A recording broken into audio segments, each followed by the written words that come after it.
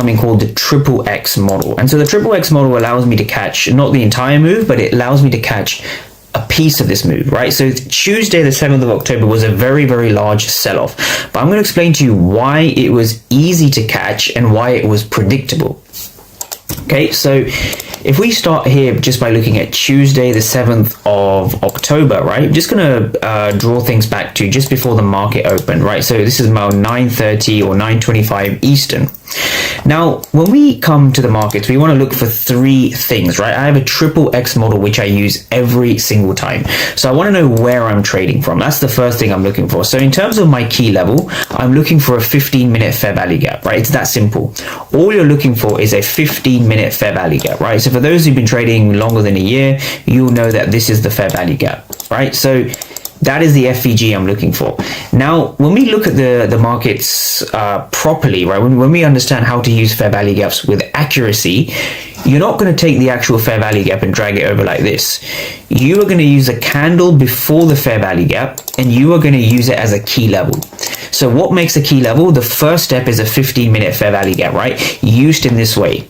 Right, so if we just kind of drag this over to the right now, this is going to be our key level. Now, the reason I do this is because I want to see the market flip at these areas. I want to see the market act as demand, and then of course this was a short trade, act as supply. And I'm going to be breaking down why this was a supply zone, why this is a good key level, and why the market essentially tanked down to here. Right, but in trading, if you can get your key level to be, accurate, 80-90% accurate, the rest of trading isn't so difficult, right? So psychology, I say, is often a scam because you don't actually need good psychology to execute if you know where you are looking for a trade, right? So step one is where. So again, what makes a good key level? The first thing is a 15-minute fair value gap. Now, the second thing you notice for those who trade ICT is that we've had a sweep of the previous day high, right? So Monday's high over here was swept on Tuesday. Now, this is a classic previous day high sweep before the market tanks, right? So if anyone's been trading, what you'll find is that the best shorting setups will come. So this is the previous day high. The markets will spool towards a buy side liquidity before selling off and targeting sell side liquidity.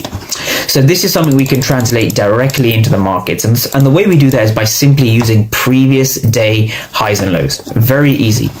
So this is the sweep that we had over here. This is now price taking out the Asian range, sorry, not the Asian range high, the previous day high.